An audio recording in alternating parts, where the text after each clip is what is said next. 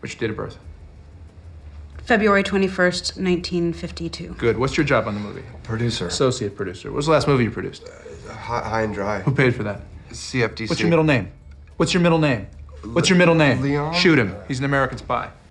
Mega hit Argo, which is up for Best Picture this Sunday's Oscars, took us back to 1970s Tehran, but that was no Hollywood set. WSJ contributor Cecilie Rohwedder, she joins us right now to discuss the perks and the pitfalls of lending your home to a big budget film. So Cecile, tell us the story of the Argo house and how the woman who owned it came to end up hosting Ben Affleck there.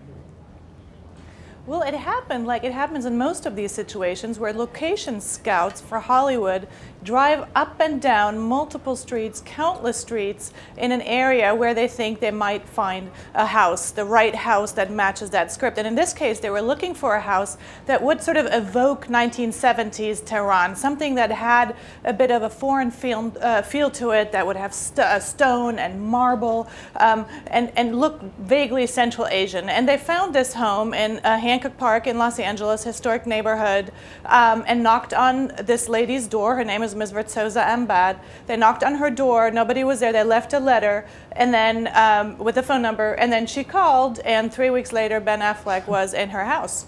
And so, aside from the pleasure of meeting Ben Affleck, which I'm sure was a pleasure for her, what does she get in addition to that? They pay her. Do they pay her well?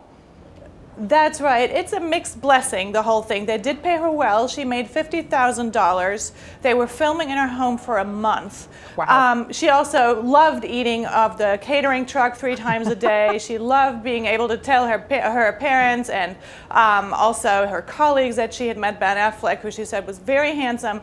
However, the entire neighborhood was blocked up with trucks and trailers. There was so much gear. She had to move out of her house for 3 months because, of course, it takes time before and after the filming to build a set and to dismantle it.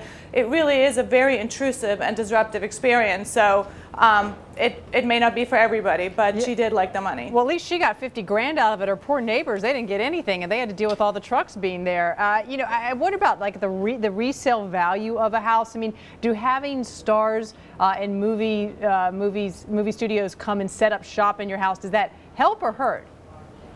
You know, in some cases it does, because obviously it's a lovely talking point to say, you know, my house was the house where Veep was filmed, the TV show, or where West Wing was filmed, and so on. But perhaps real estate agents like it almost better than the potential buyer, because for buyers, especially on the higher end, you like discretion, you like exclusivity. You may not want a house that everybody has been in.